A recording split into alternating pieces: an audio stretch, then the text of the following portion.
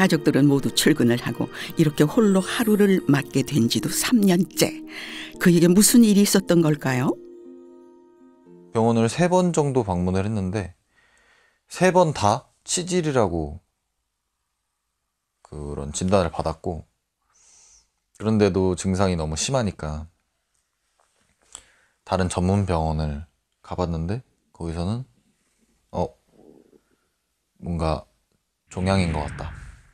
큰 병원으로 이제 소견서를 써줄 테니 그쪽으로 가보셔라 해서 가서 발견을 하게 된 거죠. 직장암 3기였습니다. 그게 얼마 전이죠? 그게 3년 전이죠.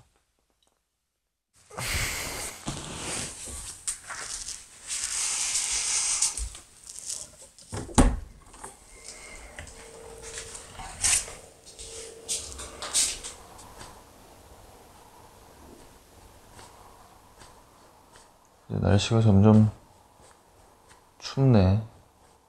암은 현학 씨에게 많은 것을 앗아갔습니다. 신체기관 직장을 잃었고 그로 인해 평범했던 일상이 달라졌죠. 운동을 좋아했던 현학 씨의 꿈은 격투기 선수였습니다.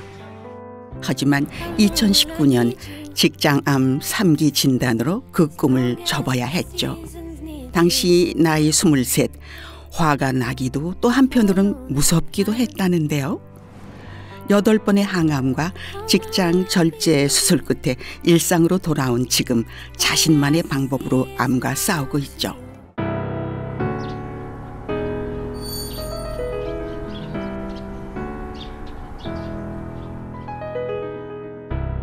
또다시 시작된 하루.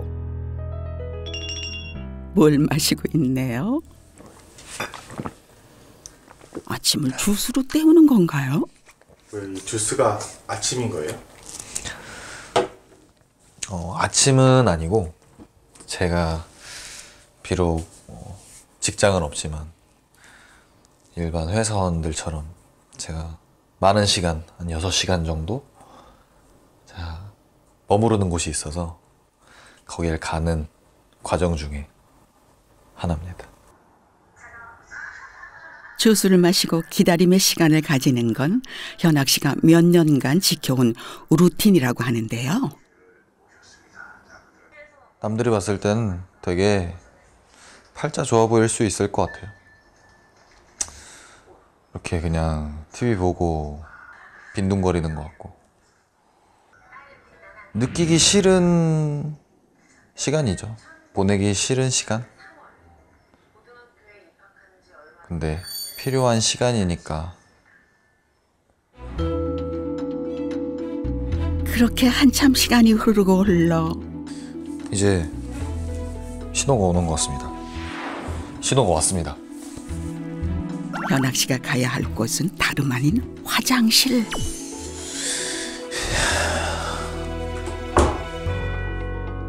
들어간 지 한참이 지나도 나올 기미가 보이지 않는데요. 직장암 환우들이라면 공감하실 거예요. 직장을 절제한 후엔 변 저장이 어려워서 변이가 느껴질 때마다 화장실에 가는 게 얼마나 고통스러운 일인지. 대부분의 직장암 환자들은 화장실을 엄청 왔다 갔다 하죠. 하루에 20번, 30번. 일상생활이 안 되는 정도로. 그러니까 잠조차 쉽게 잘 수 없는. 그래서 외출은 거의 큰 행사예요. 정말 큰 행사. 그렇죠? 실수할까 봐. 그리고 실수를 할 거니까. 높은 확률로. 잠을 자다가도 화장실이 가고 싶어지니까. 변이가 생기는 거예요. 그냥 치욕스럽고 곤욕스럽고 수치스럽고. 아이고, 현학 씨 또 화장실 가는데요. 하지만 우리 현학 씨는 다른 점이 있어요. 6시간 안에 화장실을 몰아서 간다는 거죠.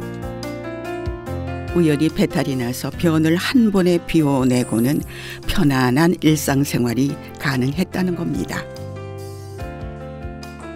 이를 시작으로 주스를 먹고 화장실 지옥에서 벗어날 자신만의 루틴을 만든 겁니다.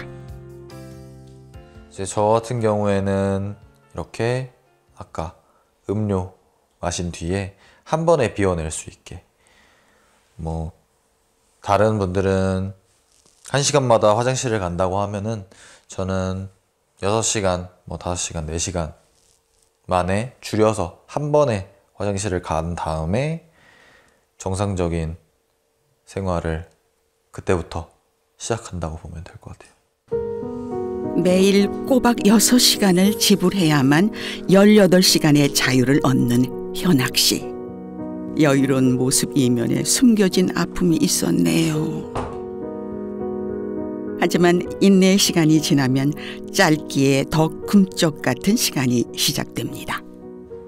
남들은 24시간을 살겠지만 저는 화장실에 있는 그런 5시간, 6시간을 제외한 한 18시간 정도가 되는 것 같아요. 기가 막히지 않나요? 6시간을 집에서 화장실 왔다 갔다 한다는 게.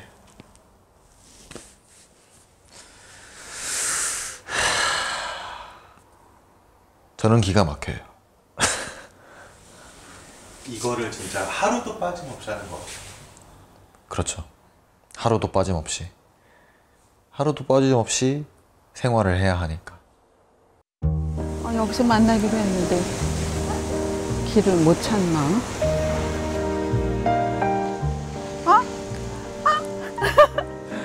혹시 네. 현학 씨? 네, 맞습니다. 아이고 반갑습니다. 만나 뵙고 싶었어요. 네, 오늘아 고생했어요? 네, 아니요. 괜찮았습니다. 아유 다행이네.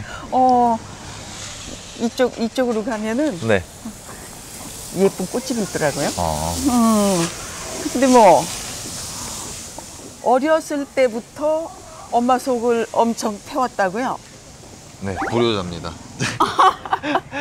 제가 아유. 어렸을 때부터 그랬었죠. 아 그래요? 그럼 엄마한테 무슨 선물 하나 해드려야 되겠는데? 어때요? 그러게요. 제가 평소에 선물을 잘 안 한 것도 있는 것 같아서 요즘엔 생각하고 있긴 했습니다. 아 그래요? 네. 아 그럼 내가 엄마 같은 마음으로 네. 생각을 해보면 꽃 좋아하실 것 같은데. 예. 꽃 좋아하시는 것 같아요. 아 그래요? 네. 그러면 마침 네. 요 근처에 네. 예쁜 꽃집이 있는데 거기 가서 네. 엄마께 드릴, 어머니께 드릴 우리 꽃바구니 하나 마련해 볼까요? 네.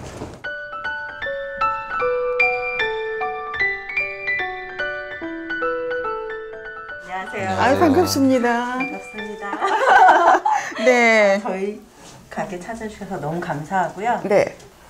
이 청년의 어머니께 드릴 거예요. 아, 네. 네. 아, 보라색 좋아하신다 그랬죠? 네. 맞습니다. 보라색 꽃 있을까요? 네. 보라색 계통의 다알리아와 소국 지금 계절꽃 준비했어요. 그래서 이제 다알리아 꽃말이 기본적으로 감사라는 말도 있고 그 다음에 요 색깔은 당신의 마음을 알게 돼서 기쁩니다라는 뜻이에요. 오!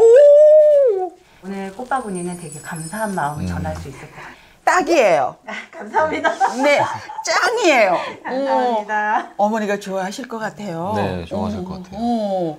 이 바구니 손잡이 높이보다 낮게 이렇게 손을 잡을 때 손에 걸리지 않는 높이로 하나 먼저 꽂아 주시고요. 우선 꽂고요. 네, 마음 가는 대로. 네.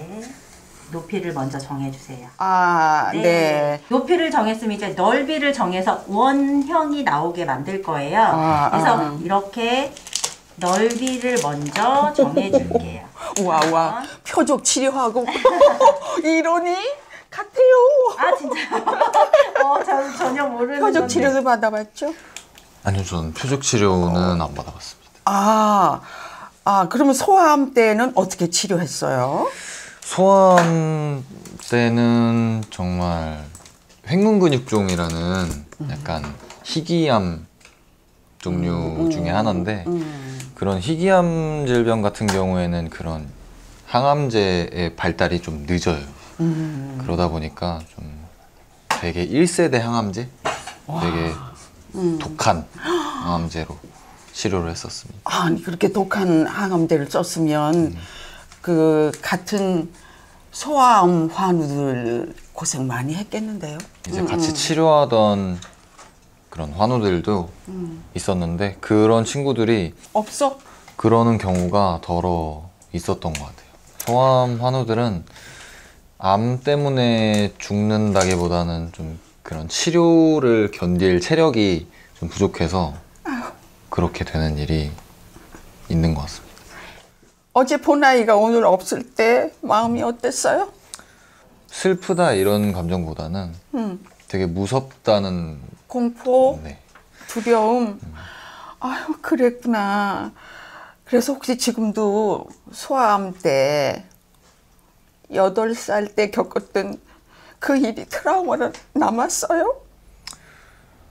아무래도 제가 최근에도 치료하다가 그런 어린 암 투병, 소아암 투병 중인 아이들을 좀 마주친 적이 있었는데 좀 그때 기억도 많이 나면서 참 씁쓸하고 슬픈 감정이 되게 많이 올라오더라고요.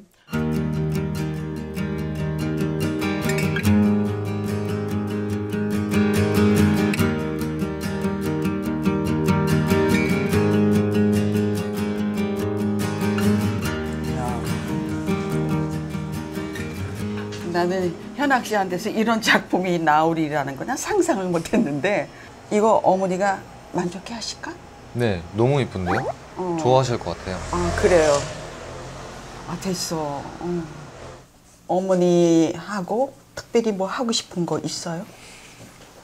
저는 어머니가 여행을 좋아하신다는 거를 비교적 최근에 알았어요. 아 그랬구나. 네, 제가 문득 이제 뭘 하시고 싶어 하실까? 좋아하는 게 뭘까? 뭐 좀 이제야 뭐 뒷북처럼 느껴지긴 하지만 그래서 여쭤본 적이 있어요. 뭘 할 때 제일 좋아? 이렇게 여쭤본 적이 있는데 그때 여행을 많이 가시고 싶다. 여행 갈 때 좋다. 라고 그렇게 말씀을 하셔가지고 근데 제가 어머니랑 단둘이 여행을 간 적이 없더라고요.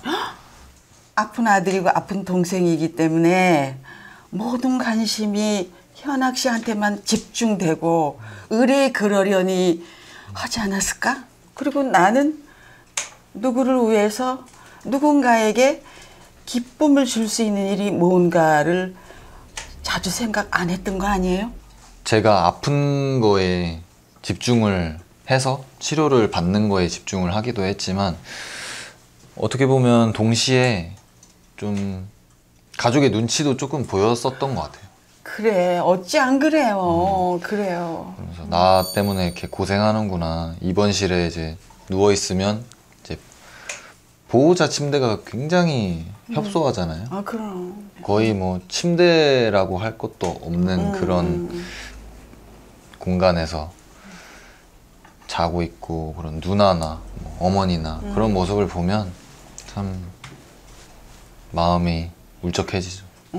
그래요. 가족들의 보살핌 그동안의 고마움을 생각해서라도 현악 씨는 필히 건강을 완벽하게 되찾아야 돼요. 네.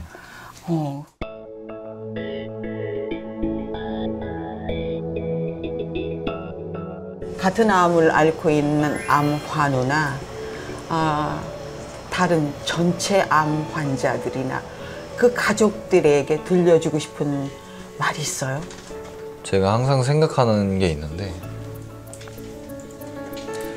암 환자는 암 치료 이후나 언제나 두 가지로 나뉘는 것 같아요.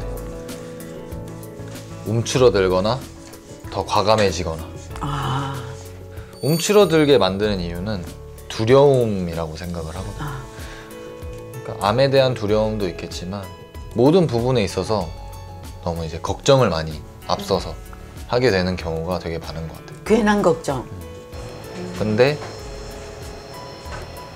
또 하니까 되더라고요. 그래서 누군가도 무언가를 포기했을 것이고 또 두려워서 시도하지 못하고 있을 것이고,